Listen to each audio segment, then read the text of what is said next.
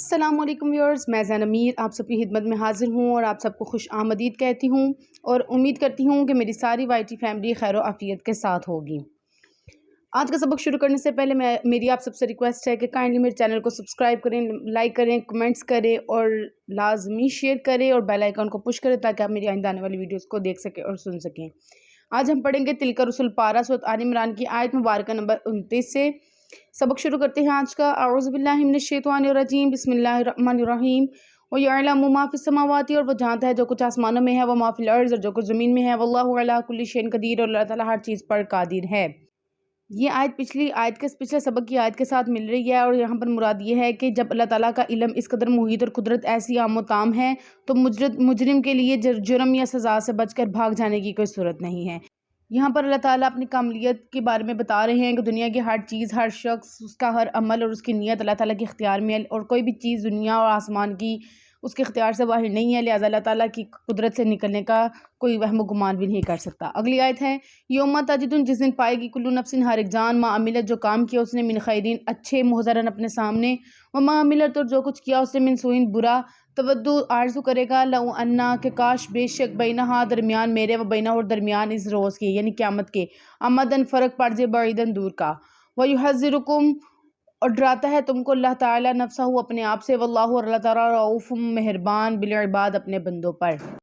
یعنی قیامت کے دن ہر نیکی بدی آدمی کے سامنے حاضر ہوگی، عمر بھر کا اعمال نامہ ہاتھ میں پکڑا دیا جائے گا۔ اس وقت مجرمین آرزو کریں گے کہ کاش یہ دن ہم سے دور ہی رہتا، یا ہم میں اور اس برے اعمال میں بڑی دور کا فاصلہ ہوتا کہ ہم ان کے قریب بھی نہ جاتے۔ اور یہ بھی اللہ تبارک و تعالیٰ کی مہربانی ہے کہ تم کو اس خوفناک دن کے آنے سے پہلے ڈراتا اور آگاہ کرتا ہے تاکہ برائی کے طریقے خصوصاً کفر ترک کر کے اور بھلائی کے راستے پر چل کر اپنے خداوند قہار کے غصہ سے بچا لینے کا قبل از وقت انتظام کر رکھو۔ قرآن کریم کا یہ خاص طرز ہے کہ عموماً خوف کے ساتھ رجا اور رجا کے ساتھ خوف کا مضمون سنائی دیتا ہے۔ یہاں پر بھی مضمون ترغیب کو متعدل بنانے کے لیے آخر میں واللہ رؤوف بالعباد فرما دیا، یعنی خدا سے ڈر کر اگر برائی چھوڑ دو گے تو اس کی مہربانی پر تمہارا استقبال کرنے کو تیار ہے، نا امید ہونے کی کوئی وجہ نہیں ہے۔ آؤ تم کو ایسا دروازہ بتائیں جس سے داخل ہو کر مغفرت و رحمت کے پورے مستحق بلکہ اللہ تعالیٰ کے محبوب بن سکتے ہو۔ اگلی آیت میں 7 طریقہ بھی بتا دیا گیا ہے کہ اللہ تعالیٰ کے محبوب کیسے بن سکتے ہیں۔ کل ان کنتم، تو کہہ دیجئے اگر تم تحبون اللہ، محبت رکھتے ہو اللہ تعالیٰ کی، فاتبعونی، پس تم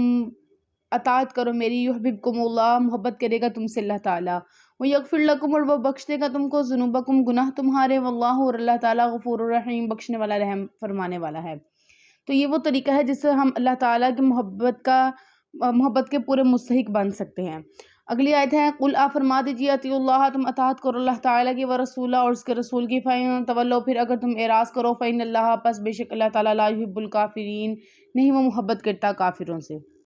پچھلے اسباق میں دشمنان خدا کے ساتھ مواصلات اور محبت سے منع کرنے کے بعد خدا کی محبت کرنے کا معیار بتلاتے ہیں، یعنی اگر دنیا میں آج کسی شخص کو اپنے مالک حقیقی کی محبت کا دعویٰ یا خیال ہو تو لازم ہے کہ اس کو اتباع محمد صلی اللہ علیہ وسلم کی کسوٹی پر رکھ کر دیکھ لے، سب کھرا کھوٹا معلوم ہو جائے گا۔ اور جو شخص جس قدر حبیب خدا محمد رسول اللہ صلی اللہ علیہ وسلم کی راہ پر چلتا ہوگا اور آپ کی لائی ہوئی روشنی کو مشعل راہ بناتا ہے، اس قدر سمجھنا چاہیے کہ خدا کے محبت کے دعوے میں سچا اور وہ کھرا ہے، اور جتنا اس دعوے میں سچا ہوگا اتنا ہی حضور صلی اللہ علیہ وسلم کی پیروی میں مضبوط و مستعد پایا جائے گا، جس کا پھل یہ ملے گا کہ حق تعالیٰ اس سے محبت کرنے لگیں گے، اور اللہ کی محبت اور حضور صلی اللہ علیہ وسلم کی اتباع کی برکت سے پچھلے گناہ معاف ہو جائیں گے، اور آئندہ طرح طرح کی ظاہری و باطنی مہربانیاں مبذول ہوں گی۔ گویا توحید وغیرہ کے بیان سے فارغ ہو کر یہاں سے نبوت کا بیان شروع کیا گیا ہے، اور پیغمبر آخر الزمان حضرت محمد صلی اللہ علیہ وسلم کی اطاعت کی دعوت دی گئی ہے۔ یہود و نصارہ کہتے تھے نحن ابناء اللہ و احباؤہ، کہ ہم خدا کے بیٹے اور اس کے محبوب ہیں۔ یہاں بتلا دیا گیا کہ کافر کبھی خدا کا محبوب نہیں بن سکتا۔ اگر واقعی محبوب بننا چاہتے ہو تو اس کے احکام کی تعمیل کرو، پیغمبر کا کہا مانو، اور خدا کے سب سے بڑے محبوب کے نقش قدم پر چلے آؤ۔ وہ اپنے نجران نے بھی کہا تھا کہ ہم مسیح کی تعظیم و عبادت اللہ کی محبت و تعظیم کے لیے کرتے ہیں، یعنی کہ اپنے نبی کی عبادت اللہ کی محبت میں کرتے ہیں، تو اس کا جواب بھی ہو گیا۔ آگے خدا تعالیٰ کے چند محبوب بندوں کا حال سنایا گیا، اور وفد نجران کی رعایت سے حضرت مسیح علیہ السلام کے سوانح زیادہ شرح و بسط کے ساتھ بیان کی گئی ہے، جو تمہید ہے خاتم النبیین صلی اللہ علیہ وسلم کے ذکر مبارک کی۔ اب آگے سبق کی طرف آتے ہیں۔ ان اللہ، بے شک اللہ تعالیٰ صفان پسند کر لیا آدم علیہ السلام کو، وہ نوحن اور نوح علیہ السلام کو، وہ آل ابراہیم اور ابراہیم علیہ السلام کے گھر والوں کو، وہ آل عمران اور عمران کے گھر والوں کو، علی العالمین تمام جہان والوں پر۔ ذریتن، جو اولاد تھی، بعضھا من بعض، ایک دوسرے کی، واللہ، اللہ تعالیٰ سمیع علیم، سننے والا جاننے والا ہے۔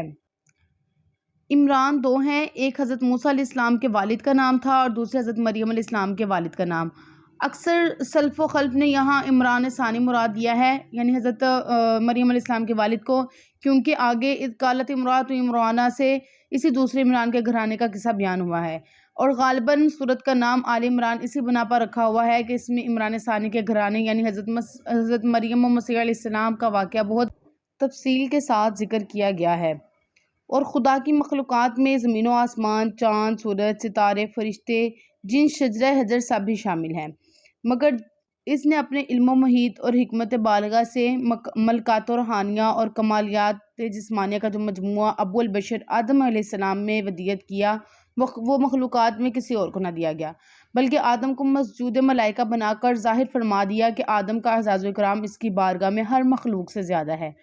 آدم کا یہ انتخابی اور اصطفائی فضل و شرف، جسے ہم نبوت سے تعبیر کرتے ہیں، کچھ ان کی شخصیت پر محدود و مقصور نہ تھا، بلکہ منتقل ہو کر ان کی اولاد میں نوح علیہ السلام کو ملا، پھر منتقل ہوتا حضرت نوح علیہ السلام کی اولاد حضرت ابراہیم علیہ السلام تک پہنچا۔ یہاں سے ایک نئی صورت پیدا ہو گئی۔ آدم و نوح کے بعد جتنے انسان دنیا میں آباد رہے تھے وہ سب ان دونوں کی نسل سے تھے، کوئی خاندان دونوں کے ذریعے سے باہر نہ تھا، برخلاف اس کے ابراہیم علیہ السلام کے بعد ان کی نسل کے علاوہ دنیا میں دوسرے بہت سے خاندان موجود رہے، لیکن جس خدا نے اپنی بے شمار مخلوقات میں سے منصب نبوت کے لیے آدم کا